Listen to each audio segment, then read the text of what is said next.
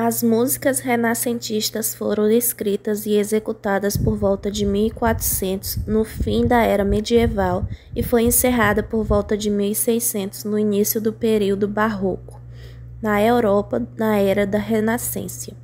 Como nas outras artes, a música foi significativamente afetada pelos desenvolvimentos da época, que foi a ascensão do pensamento humanista, a recuperação do patrimônio literário e artístico da Grécia Antiga e da Roma Antiga, maior inovação e descobertas, o crescimento das empresas comerciais, o surgimento de uma classe burguesa e a reforma protestante.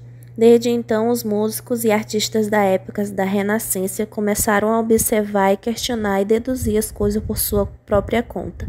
E é claro que todos esses fatores tiveram forte impacto sobre os seus pensamentos e, naturalmente, sobre aquilo que criavam. Então, a música renascentista era uma música vocal e instrumental.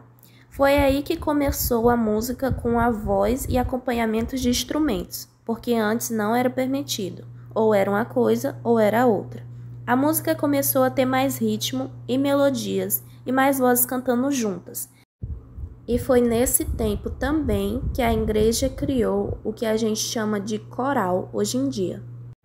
A música estava cada vez mais livre das restrições medievais e era permitido mais variedades em alcance de ritmo, harmonia e forma de notação.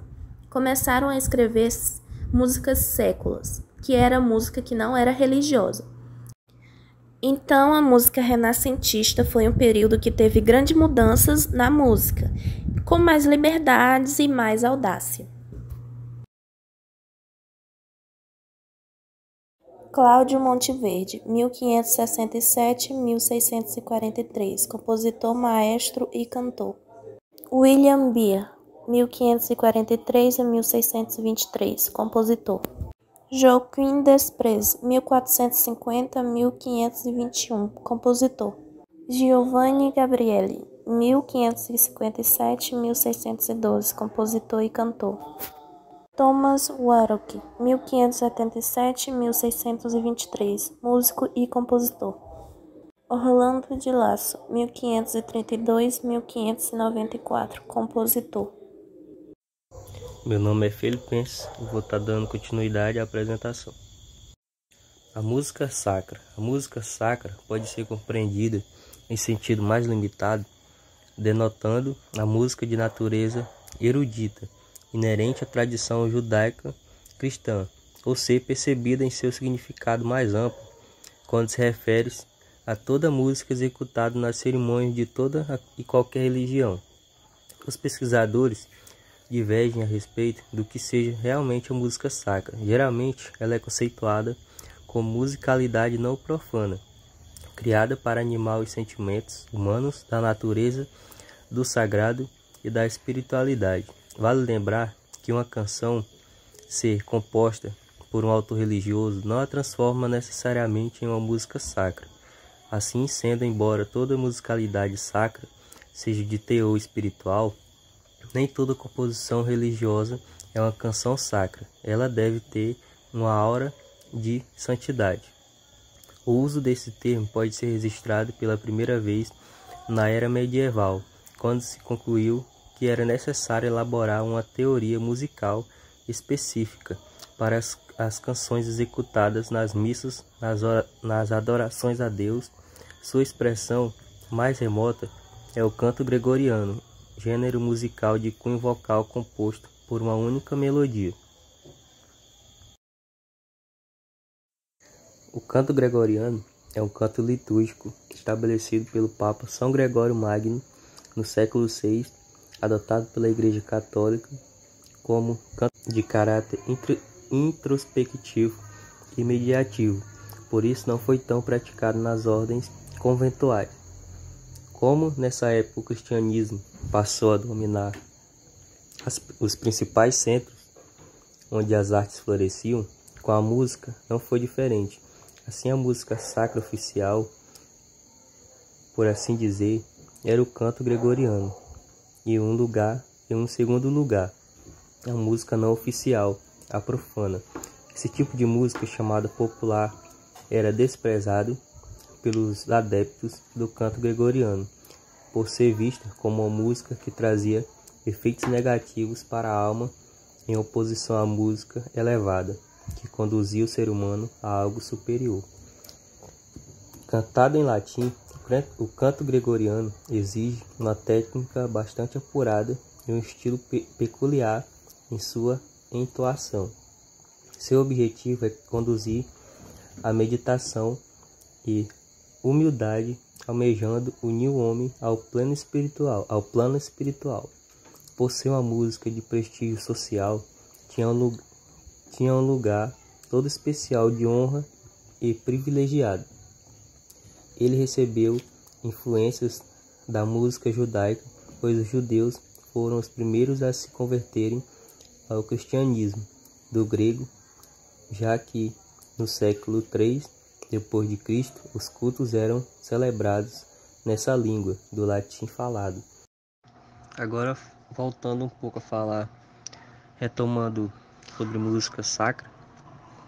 Música sacra também é um estilo musical que aparece ao longo da história da música no Ocidente, desde o Renascimento, marcado pela presença de Jacques Arcadete Desprez e de Giovanni Pierluigi da Palestrina, atravessando o Barroco com Bach e Herdel, seguido pelo Classicismo nas obras de Mozart, Nunes Garcia, caminhando para o Romantismo através de Bruckner, César Franck, até atingir o Modernismo por meio de Penderecki e Amaral Vieira. Alguns conhecedores religiosos da música sacra estabelecem suas principais qualidades, aquelas que devem estar presentes para que se defina uma canção como de natureza sacra. Entre elas, podemos constar que a música deve disseminar um ponto de vista autêntico sobre a divindade, assim transmitindo conteúdo, uma revelação presente na Bíblia e na doutrina de cada religião. Estimular a vivência do testemunho de Jesus, ser completamente oposta à música profana, conter uma oração em essência, justificando como arremate final o Amém. Submeter a técnica musical aos fatores religiosos, ajudar o crente a perceber suas imperfeições com clareza, levar o devoto a perceber o significado do seu próprio sacrifício no desenvolvimento da sua fé, incentivar a emergência das emoções espirituais que levam o homem a louvar o Criador, atuar apenas como meio de glorificação divina, não como entretenimento, máxima extraída das palavras do compositor Sebastian Bach. Os chamados motetes são peças inspiradas em escritos religiosos, geralmente criados em latim. São algumas das expressões sobre as quais se apresenta a música sacra. Outras manifestações sacras são os salmos, formato pelo específico dos motetes, fundamentos do livro de Salmos, a missa proveniente do cerimonial católico, normalmente dividida em 6 etapas principais: a Kyrie, Glória, Credo, Sanctus, Benedictus e Angus Deo, e o Requiem, ou Missa dos Mortos, que engloba as categorias essenciais da missa, acrescidas de Confutatis, Lacriminosa, entre outros. A música sacra também se espalhou por boa parte da Europa, principalmente na Inglaterra, onde tinham um grande número de motetos e missas destinadas à liturgia católica. Os compositores elisabetanos também escreviam hinos para serem cantados por coros durante os cultos nas igrejas protestantes. O hino é a contrapartida do moteto, mas cantado em inglês, não em latim. Há duas espécies de hinos dessa música sacra. O hino chamado Full Anthem, que significa hino completo, é cantado pelo coro do princípio ao fim, sem acompanhamento instrumental, e o outro é chamado de Verse Anthem, que significa hino em versos, e é executado com acompanhamento de órgãos, que são violas, e com solistas, que alternam suas vozes com os coros. Ou seja, a diferença entre o hino completo e o hino em versos é que o hino completo na Itália também não foi diferente, principalmente na cidade de Veneza, no século XVI, na Basílica de São Marcos. Havia dois grandes órgãos e duas galerias para coros, situados em ambos os lados do edifício. Isso deu aos compositores o extenso de escrever peças para dois coros distintos. As composições nesse estilo eram chamadas de policorais, música para mais de um coro. Assim, uma frase vinda da esquerda é respondida por ela própria, ou talvez por outras, vindo da direita. E os efeitos obtidos eram ricos e muito poderosos, quando se combinavam todas as forças. A textura dessas músicas policoral, que eram feitas na Basílica de São Marcos, em Veneza, era um misto do estilo homofônico com contraposto imitativo, e também existe a mistura de combinação com contrastes, combinações de sons dentro dos grupos, mais contrastes de vários tipos.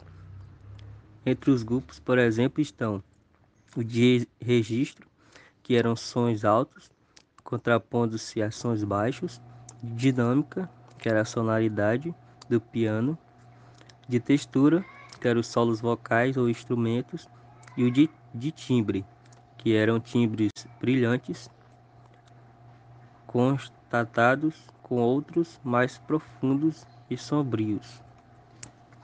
Assim, os compositores venezianos gostavam muito de empregar instrumentos ao lado de vozes na música sacra, e com isso podiam incluir em suas obras grupos de vários instrumentos, cada qual ligado ao seu próprio coro.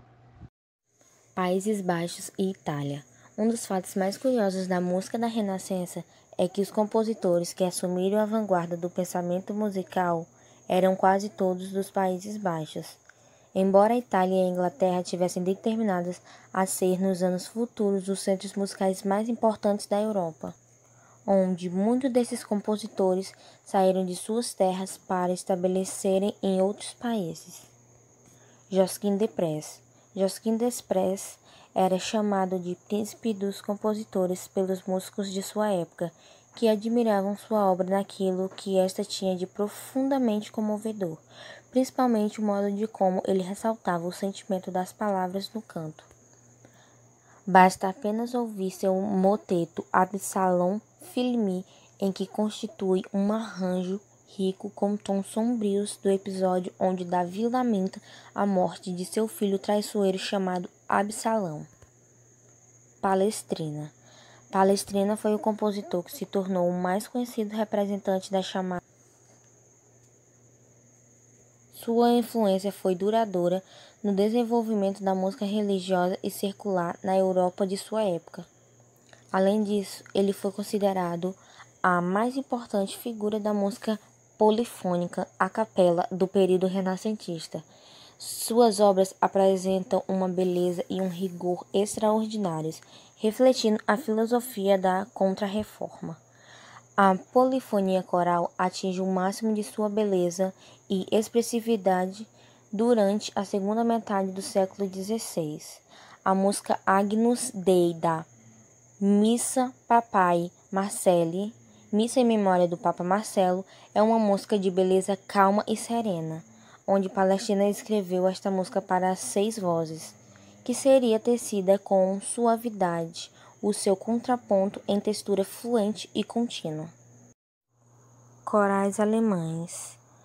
Na Alemanha, por volta do século XVI, a Igreja Protestante era liderada por Lutero e procurava encontrar caminhos que levassem pessoas a terem contatos mais diretos com Deus.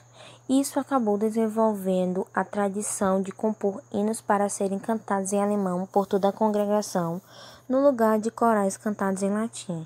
Poderia ser músicas compostas recentemente ou originar-se de cantochãos ou canções populares adaptadas.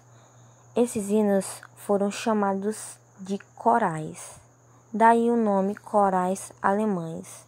Junto com a música sacra renascentista, cresceram também as canções profanas, que nada mais eram do que as canções populares variadas em estilo e expressando todo tipo de emoção e estado de espírito. Dentre as muitas modalidades das canções, incluem-se a frótula e o madrigal italiano, o laide alemão, o villancico espanhol e a canção francesa. Como exemplos representativos dessas canções populares na época temos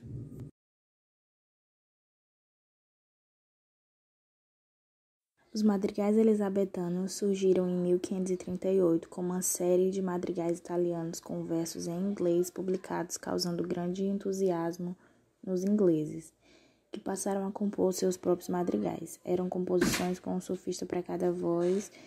Dividiam-se os madrigais em o madrigal tradicional, que caracteriza-se por não ter um refrão, é uma composição muito contrapontística, fazendo uso da imitação.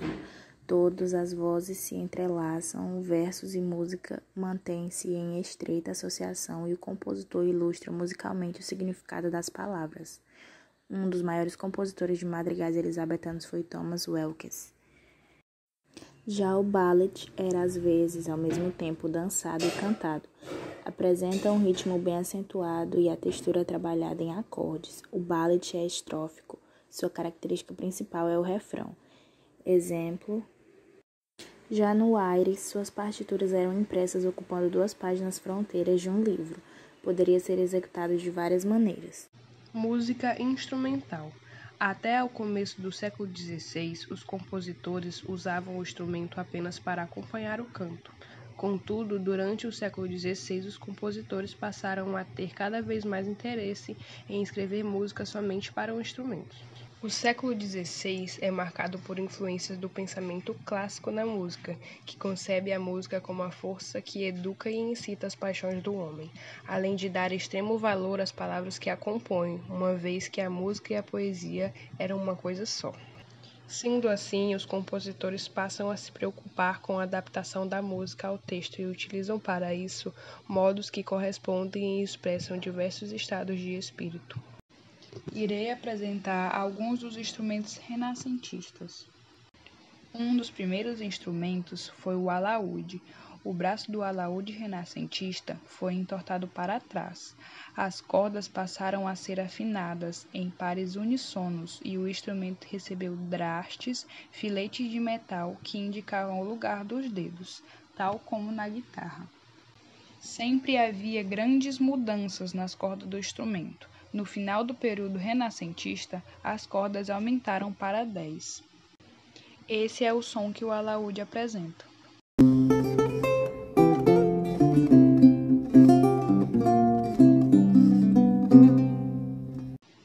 Outro instrumento é as violas da gampa. Tem o fundo plano e a frente entalhada, contrastando com os membros da família do violino, que possuem tanto a frente como o fundo entalhados, com um ressalto de madeira no fundo, onde o pescoço se liga ao corpo.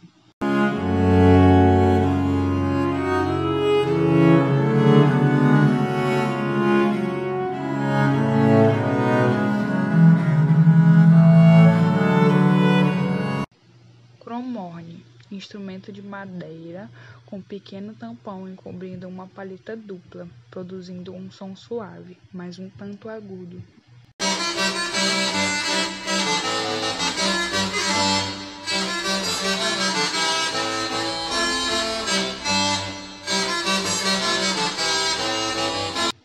cervelato, instrumento de palheta dupla e sons graves. Tinha um tubo comprido, enroscado dentro de um cilindro, medindo aproximadamente 30 centímetros. Sacabucha. Foi o antepassado do trombone de vara, entretanto, produzia som mais melodioso e cheio. A sacabucha foi o único instrumento de metal que os compositores do Renascimento tinham à disposição.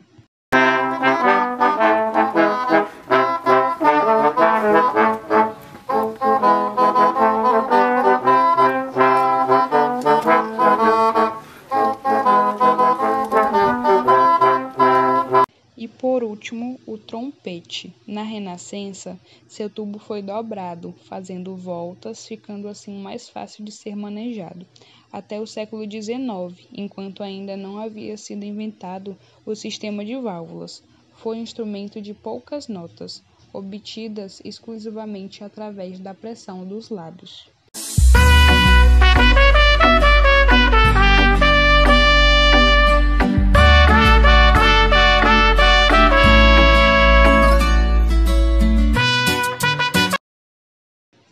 Instrumentos de percussão. O tambor, que usavam na Idade Média, continuou sendo um instrumento de percussão importante no período renascentista. Aos poucos, ele foi se tornando mais independente da flauta e alcançou uma maior importância como tambor. Os timpanos primitivos eram tocados sempre com os trompetes, nas cerimônias da corte e nas funções militares. Os pandeiros e triângulos com pequenos anéis de metal eram usados principalmente como chocalhos para marcar os ritmos das danças. Os sinos também foram muito populares na música renascentista e acreditava-se que ele possuía uma magia que protegia as crianças e os animais, além de trazer sorte para as pessoas.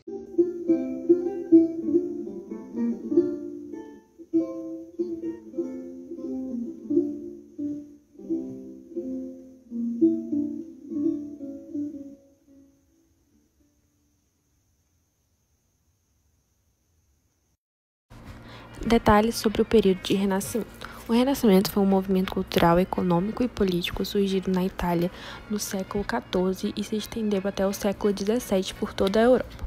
Inspirado nos valores da antiguidade clássica e gerado pelas modificações econômicas, o Renascimento reformulou a vida medieval e deu início à Idade Moderna. As características do Renascimento marcaram o movimento renascentista na Itália no início do século XV. As principais características foram o humanismo, o antropocentrismo, o individualismo, o universalismo, o racionalismo, o cientificismo e a valorização da antiguidade clássica.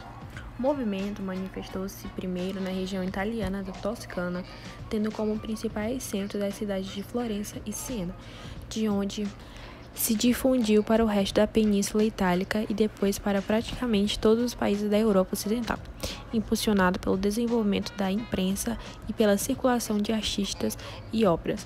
A Itália permaneceu sempre como um local onde o movimento apresentou sua expressão mais típica, porém manifestações renascentistas de grande importância também ocorreram na Inglaterra, França, Alemanha, Países Baixos e Península Ibérica. Os principais personagens que fizeram parte da música renascentista foram Leonel Pauer, John Dunstable, Gilles Bichois, Guillaume Dufay, Antoniese Busnois, Johannes Ock Guerrain e muitos outros. Em geral, sobre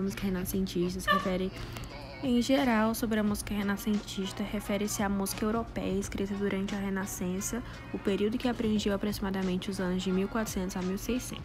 A definição do início do período renascentista é complexa devido à falta de mudanças abruptas no pensamento musical do século XV. Adicionalmente, o processo pelo qual a música adquiriu as características renascentistas foi gradual, não havendo um consenso entre os musicólogos que tendem a marcar o seu começo tão cedo quanto 1300 até tão tarde 1470. A música renascentista é de estilo polifônico, ou seja, possui várias melodias tocadas ou cantadas ao mesmo tempo. Na Basílica de São Marcos, em Veneza, havia 2 grandes órgãos e 2 galerias para coro situadas em ambos os lados do edifício.